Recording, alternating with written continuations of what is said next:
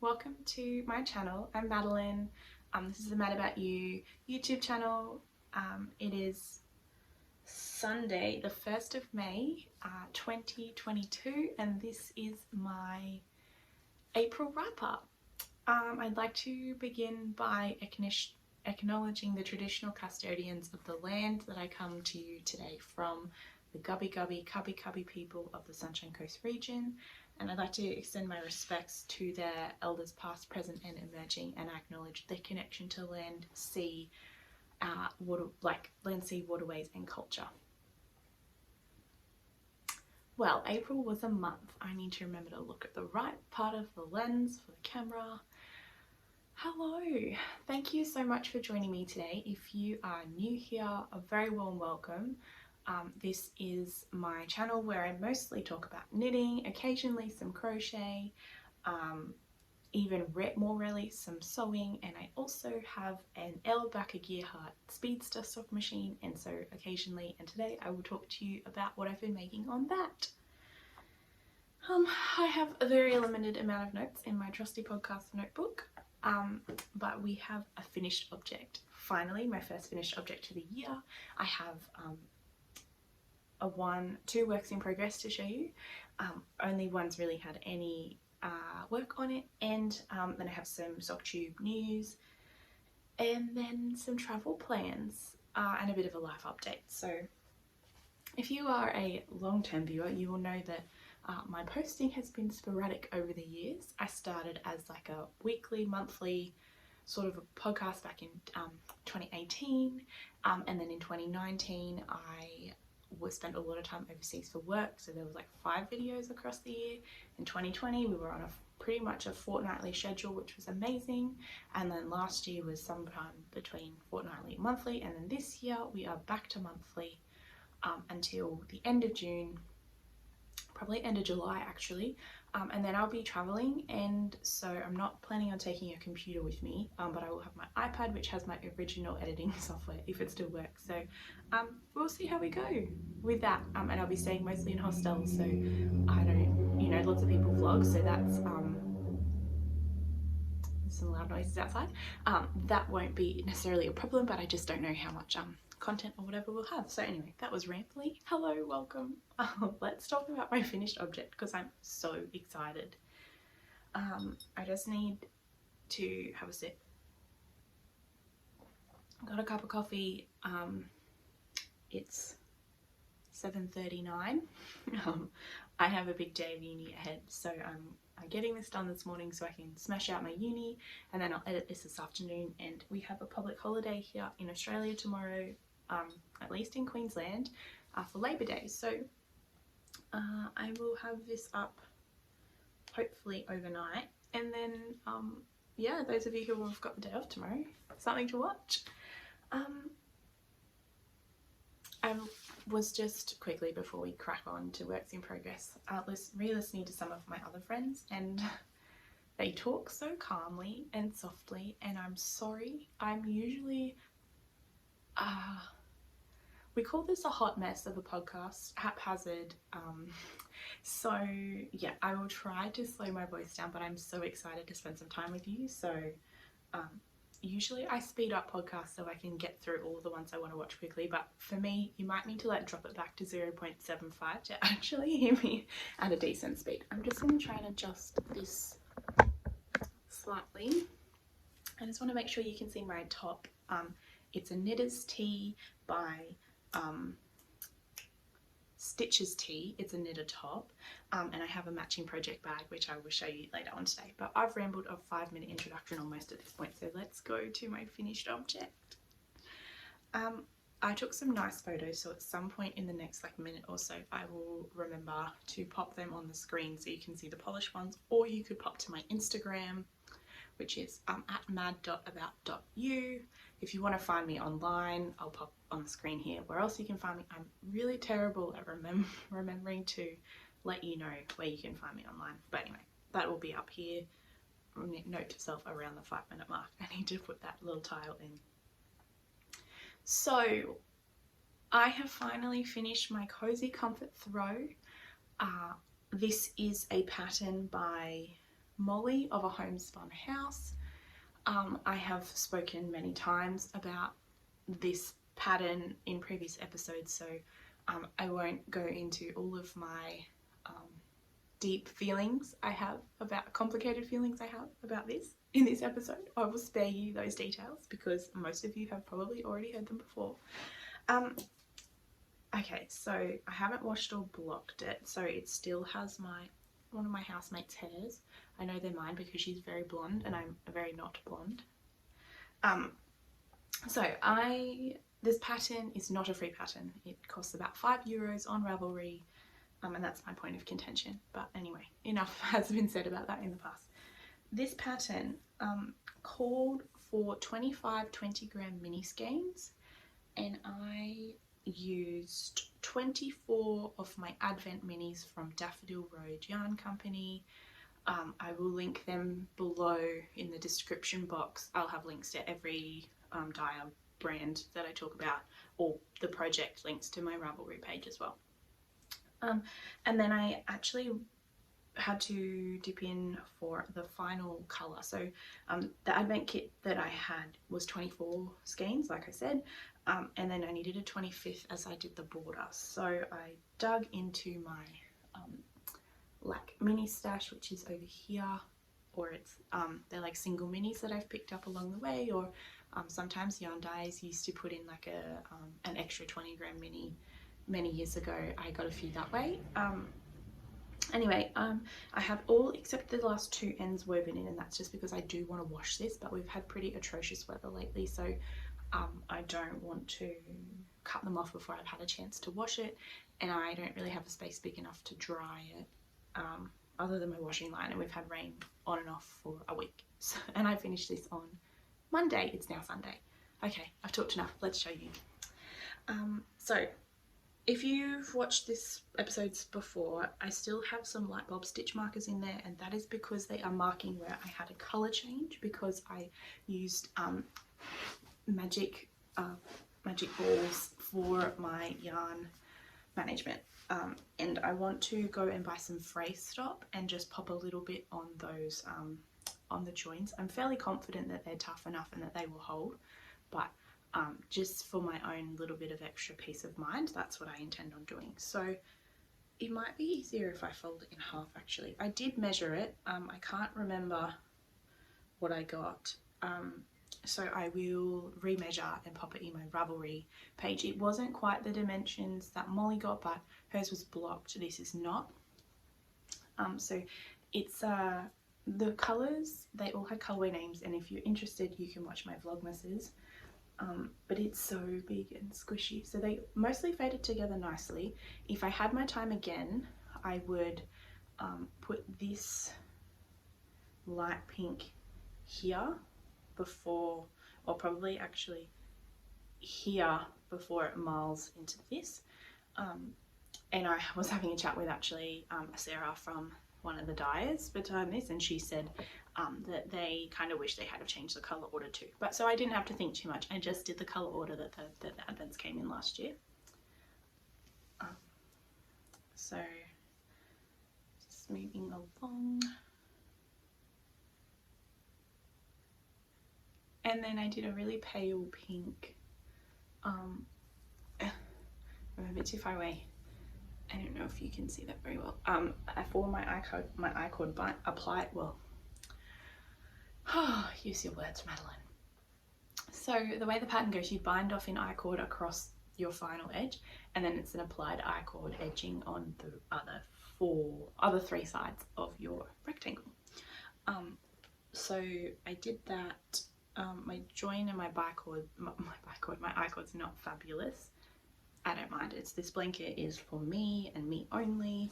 I have looked at it on the base of my bed and I love it. So it's not starting to get cold at all. That would be an absolute lie if I had just finished that sentence. When it gets cold where I live, I will enjoy putting that on the end of my bed. But yeah, that's not the best way for you to see all the colours if I fold it and roll it that way. But yeah, it's beautiful. It's marled, so what I actually did was I used that mini skein set and then I also used a cone and about 80 grams I think of this Nundle woolen mill. So it's just you can buy it in the cone. It is sock weight yarn. It is 75% wool, 25% nylon, and it's a sock, like I said. So this was 410 grams, so there's 400 meters per 100 grams, so there's like 1600 and a bit grams on this cone. So I used one whole cone and about 80 grams of the second one here, and that was like really economical to buy. I think that cone maybe cost $40 for the bare yarn, and I thought that was quite reasonable, really. So yeah, as much as I have whinged about how much the pattern cost for, I guess, the type of instructions that were included, the knit was just truly delightful. Just miles and miles and miles and miles of garter stitch, which has been really comforting in the last little while, just because of, you know, life's been really busy and I just haven't had a lot of knitting time. Like, that took me just under 4 months. I think I cast on the 4th of January, just over 4 months. Cast on the 4th of January and I finished it on the 26th of April. So basically Jan to Feb, Feb to March, March to April, most of April. So yeah. I have the stats on my Ravelry page. I know Ravelry isn't accessible for some of you, so I will just, my internet works, bring that up quickly. It's about 85,000 stitches in that blanket. So like, when I complain about knitting a me-sized jumper, I was having a whinge to some of my friends, my knitting friends, and they were like, Maddie, you've just knit a jumper for 4 months. I was like, oh, that's a very, very good point. So anyway, all right, let me just tell you these stats real quick. I'm sorry I don't have them prepared, and I booked flights the other day, so I've cleared my cache memory and most of my passwords and everything have disappeared. Login. Yeah, so my stitch count was before the bike, I keep trying to say bicord, bind off, I-cord, bind off, or applied I-cord edging. Yeah, I've got, see, I don't know, I've got all those notes in here. So basically I've said the pattern, whoa, I don't know what happened, why did I get maps?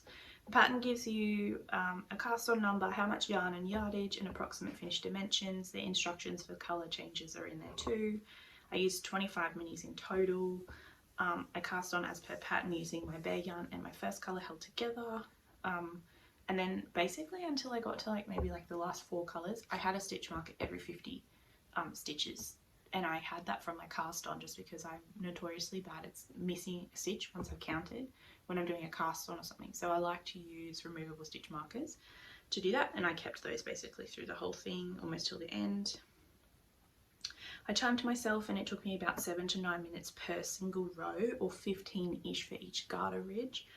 So theoretically it could take you me at my speed, about 2 hours per colour block, and there's 24 colours, and then my bind off took me about a week of just knitting every couple of days or so. So 82,560 stitches in my blanket, and then roughly 3,000 and something in my I-cord. It's a lot of stitches. Anyway, and my notes on there is if I had my time again, I'd probably do an I-cord cast on in one colour, and then, or in my like starting colour, I'd probably do an I-cord cast on, and then I might do a do like the I-cord as I go. So the I-cord would be the colour of the sides of the blanket, and then bind off in my final, like do an I-cord bind off on the top edge. I think, I mean, I like that it's all tied together with that the pale pink and the cream, or like the bare yarn along the outside. It looks really nice, but just in terms of like saving yourself that last week of knitting for the binding off bit, oh my goodness, like it would be much quicker. Okay, cool, I think I've done that to death. Let's talk works in progress. Yay! I can really see how poor my posture is at the moment, because like when I'm slouching you can't see the knitter on my top, and then when I have my I'm sitting on a yoga brick. I probably should have sat on my stool, but anyway, I did not. Okay, this is my Pierre shawl. It's in a bag. I'm really sorry I can't remember your name. It was sent to me as like a get your Christmas wishes sorted bag swap. So I sent this lady something and she sent me a bag in return. I have mentioned her before, so probably in like the December or January episode we could find out who she was.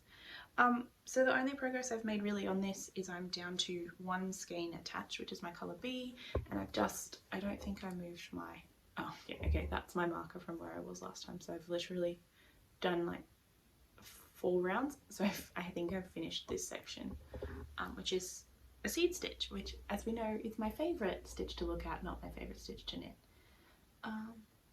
So yeah, this is a DK weight shawl. It's Pierre by Stephen West. I've been using fingering weight yarn held double. This first colour here is Daphne by Yarn Trader, and then this second colourway is a Spun right round. I can't remember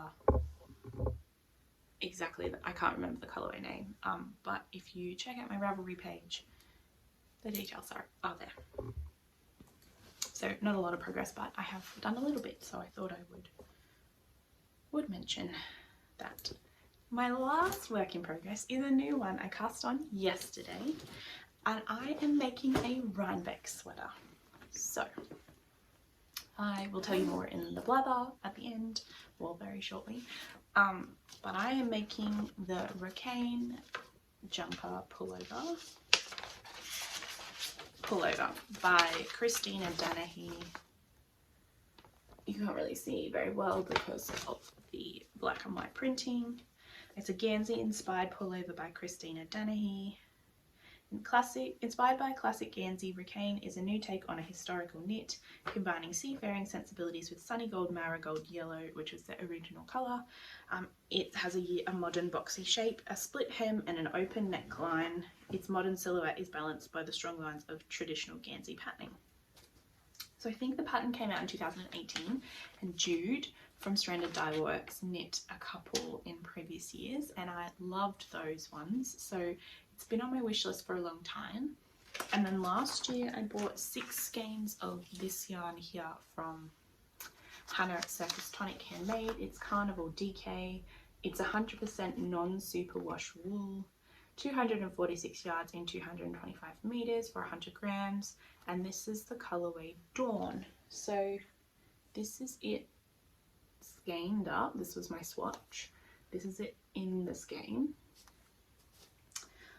So I got gauge almost the first time. I only knit one swatch, and we know how I am with sweaters. It's very tricky business. So I didn't actually cut it because I know I won't run out, but I didn't want to waste, excuse me, the yarn. So I knit on 4mm needles, and my stitch gauge was correct. My row gauge was off by 2 stitches per, like it was supposed to be over 28 rows, and I got gauge over 26, I think. I should probably make sure I write those notes down. But anyway, so this is my swatch on a 4mm needle, and I've just left it. It's been blocking on, well, it was blocking on the floor here, so I've left it out so that we could chat about it today. So I've not done very much. I think I've done seven rounds. I had planned on doing the 17 rows in this first repeat. I was hoping to get that done before I met up with you guys today. But yeah, I've done 1, 2, 3, 4, 5, 6, 7, 8. And I'm mid-row as well, which is really smart. So anyway, there's barely any knitting here. But I'm knitting the first chart pattern. And this, okay, so I'm kind of hacking the pattern, which is really silly because I'm not great at, I've only successfully made 2 jumpers. 1.5. Okay, so I successfully made my Radiate Pullover by Hohi Locatelli, which I love. I then made, successfully, debatable, my Soldotna, which is, oh, it's too far away. Oh, actually, Daddy's probably just in there. Anyway, except my short rows are on the side of the body here. So I wore it because I didn't realize at the time, and then I pulled it out again to say, oh, maybe I should take it with me to America, and I've looked at it, I'm like, 2 and a bit years on now, or what was that? It was like late 2019. I finished it for Christmas 2019 when I was living in the desert. Anyway, it was cold, guys. It was 18 degrees and I was freezing for Christmas in the Middle East. Yay. Oh dear, I have some of the yarn left over, so I did actually look at it and think to myself, maybe I could pick up the stitches like and take out the neck and the short rows and re-knit it, but I don't think I love it enough to do that. I was actually thinking that maybe I would knit it again, but let's finish talking about this and then I'll show you. Okay, so I'm alternating skeins because it's hand dyed yarn, and there is this really some I can tell are a little bit more saturated in their pink, and also you could see the difference in the colour in the swatch. So I just swatched with one colour, but you can kind of see like it's a little bit more of a darker pink or grey pink tones.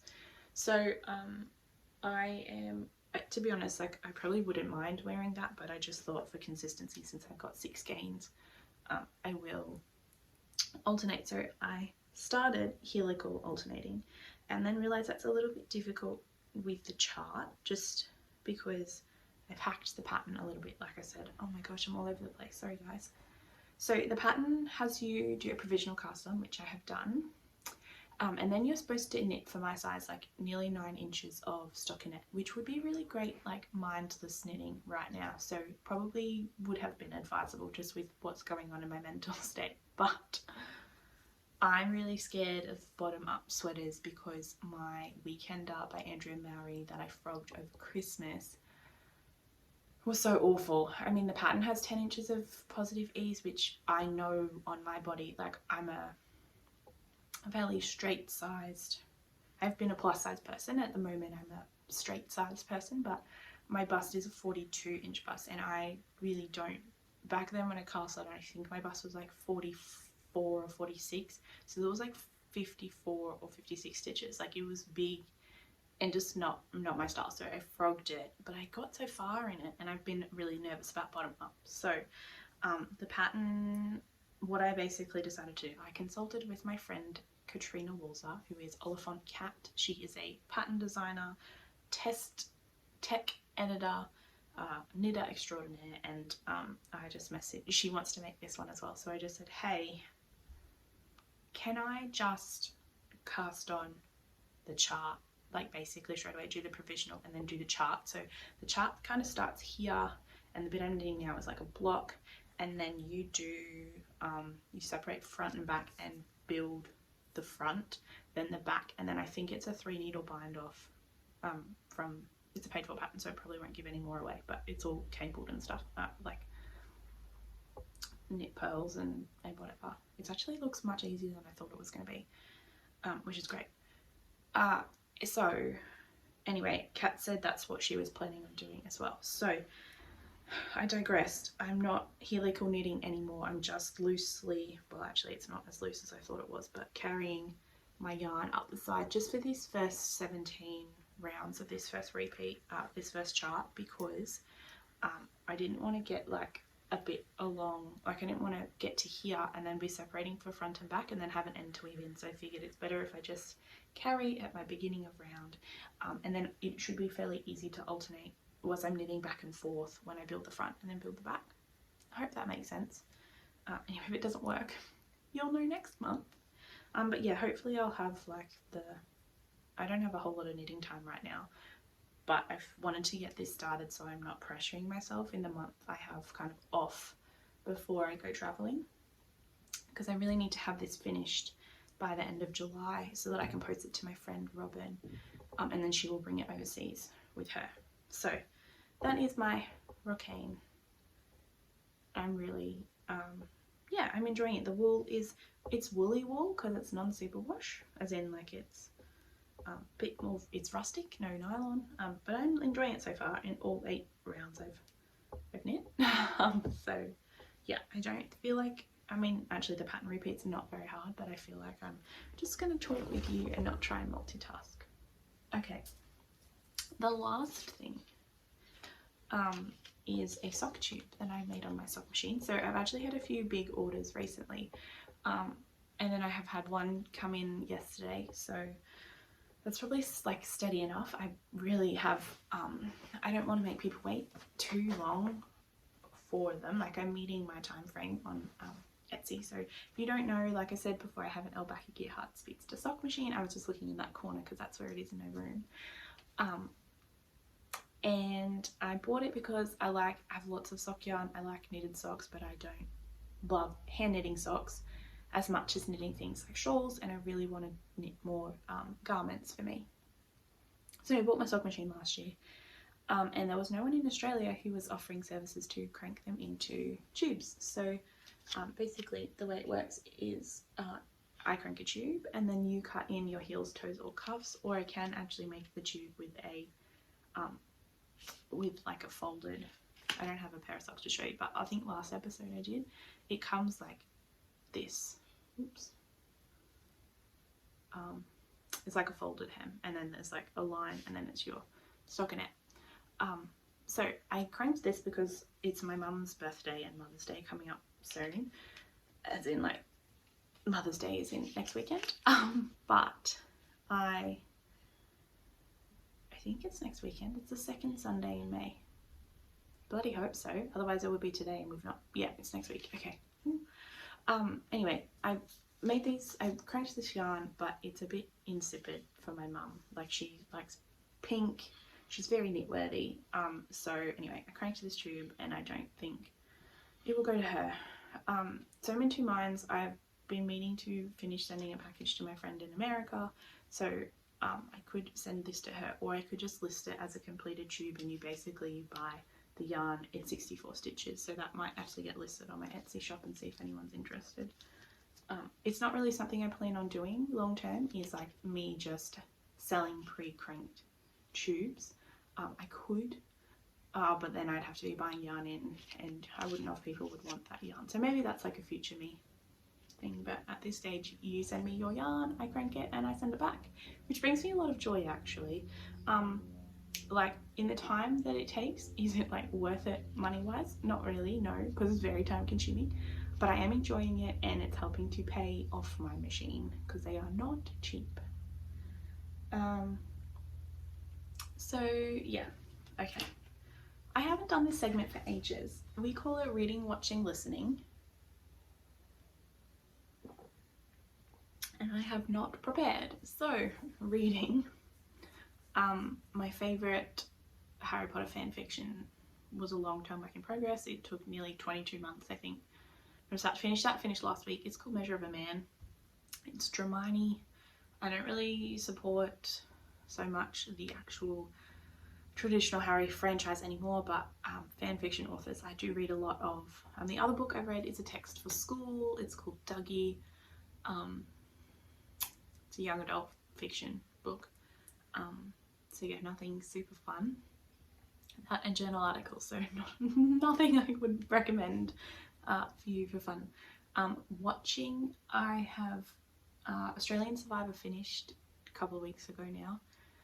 So I was watching a lot of that, and then yesterday I did some YouTube watching. I've watched travel vloggers at the moment, and I'm preparing for my trip. And the other thing that I've been watching is Stephen West has introduced a YouTube channel. So I watched that first episode, and then actually an interview with him recently, which was really interesting. So if I remember, I will pop a link to both those videos down below. I should be taking notes now so I can do it as we go, but anyway. And then listening, the Iway podcast by Jamila Jamil. I've talked about it before. I listened to 2 episodes yesterday, which were really interesting. The first one was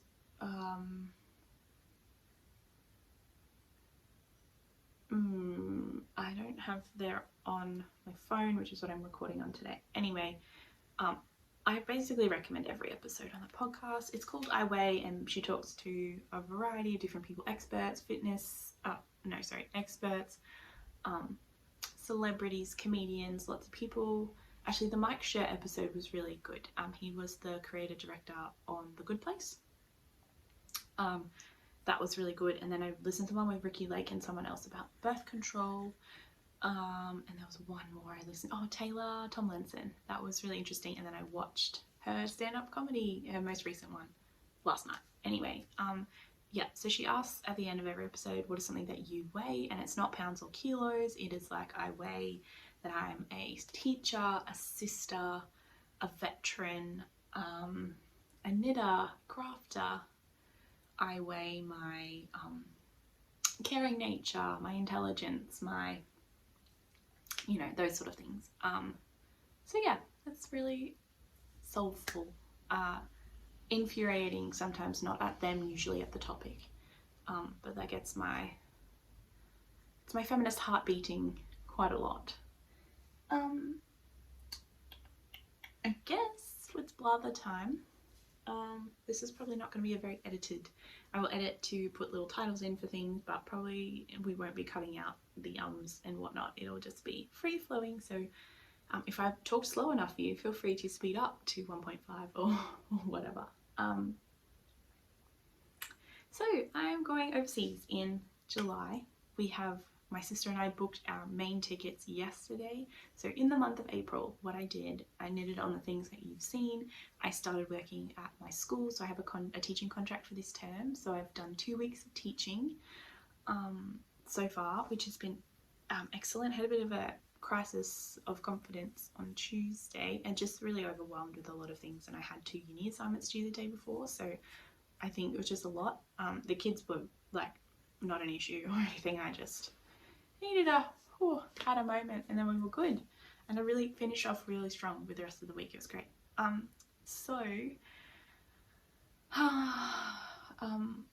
Yeah, my sister and I booked our main tickets yesterday, which was excellent. I had already booked most of my internal things, and most excitingly, I'm coming home via JFK and New York City because my friend Robin and I, who I've talked about over the last couple of years, my knitting friend from Canberra, we're going to Rhinebeck, which is why I'm knitting a Rhinebeck sweater. So my trip, basically, I leave in the very end of July, and I'll be back home in Australia towards the end of October. So I'm gone for, I think, 11 weeks and 4 days or something.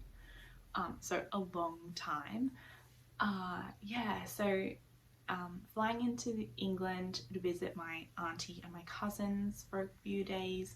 Then we fly into Amsterdam, spend some time there. Then we're going to Poland together with my sister. Then I'm going to Hungary, and then over to Greece. And then I've got a tour that I'm doing for a couple of days by myself.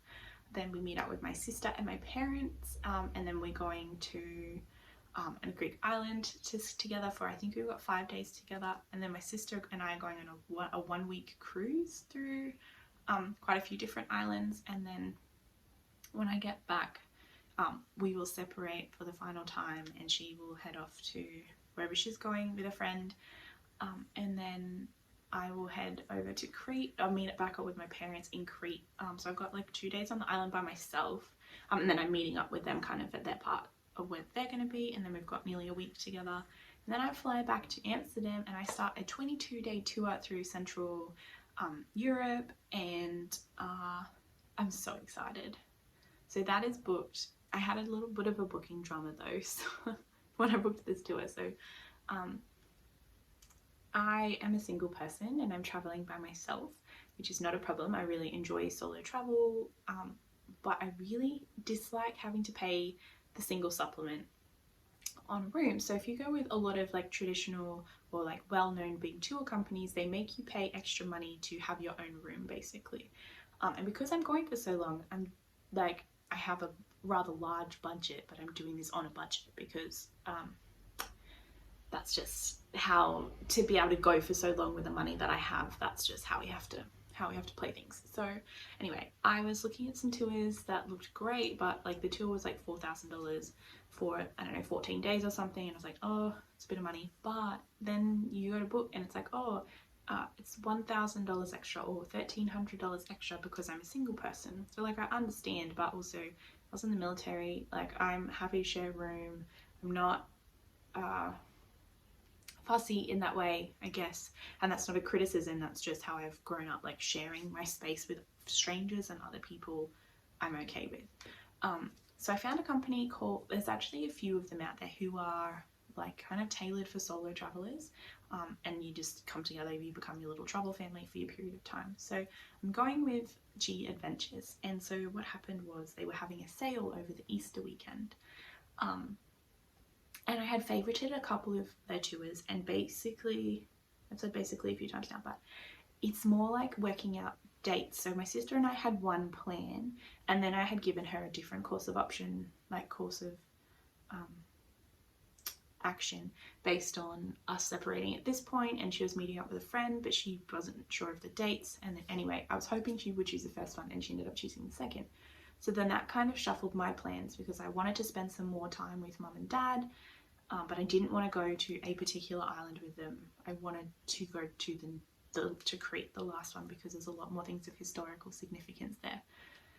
So it was all like I was trying to manage these different tours that I'd found and their start dates with like when Isabella and I would finish our cruise, and then when I could meet up with mum and dad or start this. And then my other limiting factor was when my friend Robin meets me in the UK, so we can spend a couple of days in London, or we're going to go around a little bit, and then head over to America.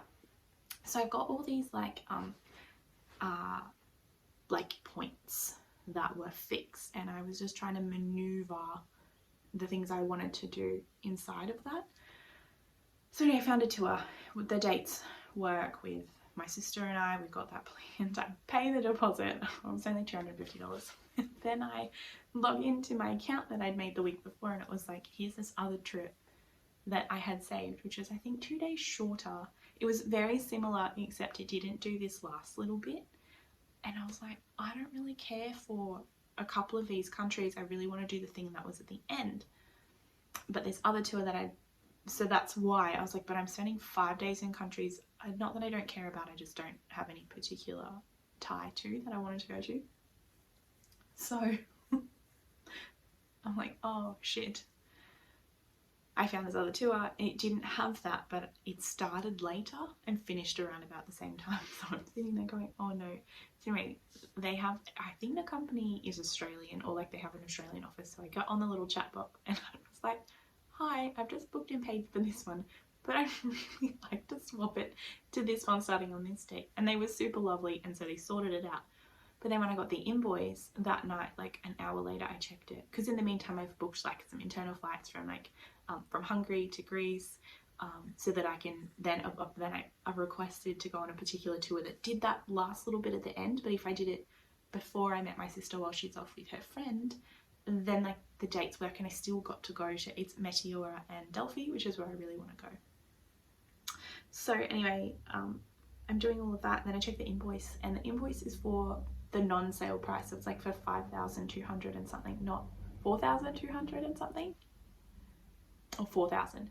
And I was like, okay. So I had to message back, and I was like, look, I've got your invoice. I don't think you like, I was booked onto this one at the sale price. Can you please, whatever. Anyway, it turns out I was on the right one for the right price, but the invoice that I got just kind of didn't have the sale thing on it. But I didn't want to be spending an extra $1,000. Like, anyway, we got it sorted. They were super lovely and helped me out. But it's like, my profile now says I've done 2 tours with them because I was registered for one, and then I've done the other one, so that's funny. And then yeah, so yesterday my sister and I booked our flights from Australia overseas. It was looking like Rhinebeck wasn't going to happen for a bit there, because when I looked for flights, I think you guys would have heard about it in the March update, because I had decided in March that that's something that we wanted to do. Robert and I had chatted, floated the idea, and then like 5 days later we were happening. And they were like $700 or $800 for the tickets. And when I started looking, it was like £1,500, so like $3,000 Australian for a 7-hour flight. I was like, that's more money than my flights, like multi-city. Anyway, Robin did some digging. We found a Qantas flight. Like, we could book a Qantas multi-city flight that would get Australia to UK, like a British Airways flight to JFK, and then JFK to home. So we ended up doing that, but my sister and I had found cheaper flights on Singapore Airlines, so then I had to negotiate with her. But the Qantas flight ends up being a more direct flight home. It's quicker, so that's really helpful. Anyway, You don't need to know all of that. Feel free to have tuned out. But my blabber section is probably going to be travel planning for the last little bit, for the next couple of months till I go overseas. I bought a lot of stuff. I bought a new tripod. used to own one of these like flexi tripods. I'm using my big proper tripod, but I'm backpacking with a 50-litre pack for 3 months in winter and summer climates. And I'm not typically a light packer, so this is going to be a challenge. So yeah, interesting. But I'm wondering if maybe I should have bought a selfie stick instead, like a selfie stick that is a tripod, just because like I will vlog a little bit, all the yarny stuff I will vlog. It's not a yarn holiday until the very end, when I'm with Robin for the last 2 weeks, but obviously when I get a chance I will pop to yarn shops in the cities that I'm at. I'm not taking a whole lot of projects with me, so basically what I need to do is find a yarn shop every however long. And I would love some suggestions for travel, like easy to pack travel knitting. I've been watching Chloe of Wool & Works, who's in America, and she's knitting socks. My plan was to knit socks, but actually what I think I'm going to do is I'll have my Rhinebeck sweater knit before I go, or if not I'll be wearing my Radiate, that's what I'll take. But I was thinking of maybe doing a shawl, like finding a nice shawl pattern, and then I can start knitting, like say buy some yarn from Stephen and Penelope. That could be like my first purchase. One skein from there, and then wait till I get to, you know, knit on that until maybe, I don't know how many yarn shops I'll be in Poland, but who knows, maybe I'll find some. Or Hungary, don't know either. I don't know actually how many yarn shops I'm going to find until I get back to Berlin, before I get back to Amsterdam, before I start my tour. Anyway, we'll see. I'm sure I'll find some. There are some in Rome and some near where we're staying on part of the tour, so when I get in my Vatican City and my Colosseum, I'll be like, okay guys, cool, photo at the Trevi Fountain, now I need to go to this yarn shop and buy some project yarn. But yeah, if you got any suggestions for travel projects, please pop them down below, that'd be great. If you have any suggestions of places too, like yarn shops in Krakow or in Warsaw, or in obviously there's Stephen and Penelope in Amsterdam, which I will be going to. Yeah, that'd be super helpful. Thank you for bearing with me for all 40 something minutes of this vlog. I really appreciate it. Oh gosh, that means it's like 8:30 now, and I need to, yeah, I gotta go to uni. I actually need to make myself some breakfast and then head off to uni. Thank you so much for joining me today. Yeah, this will be out sometime probably tonight or tomorrow. Oh gosh, it's been a blast. I can't wait to keep sharing my knitting with you. Hopefully we have like the yoke part, and it's not a yoke sweater, but like this bit. That would be great if I can knit that this month, because then it's just like smooth sailing stockinette for inches and inches and inches until I get to, I think, a 1x1 rib for the bottom band bit. Oh, sorry grandma for such a long and rambly episode. My grandma, bless her, watches all my episodes. Funnily enough, last time my mum was watching, I think in bed, and my dad said, because there was not a lot of knitting but it was still 30 minutes, my dad was like, isn't she supposed to be talking to them about knitting? Not her travel plans. And anyway, I thought that was funny. I had a big belly laugh, and yes dad, I'm supposed to be talking to them about knitting, but some people stay along for the ramble. Thank you for joining me today. If you want to find me online, I'm Mad About You on Instagram. I'm Madbell on Ravelry. I am Mad About You Studio on Etsy. I think that's it. See you at the end of May. Bye.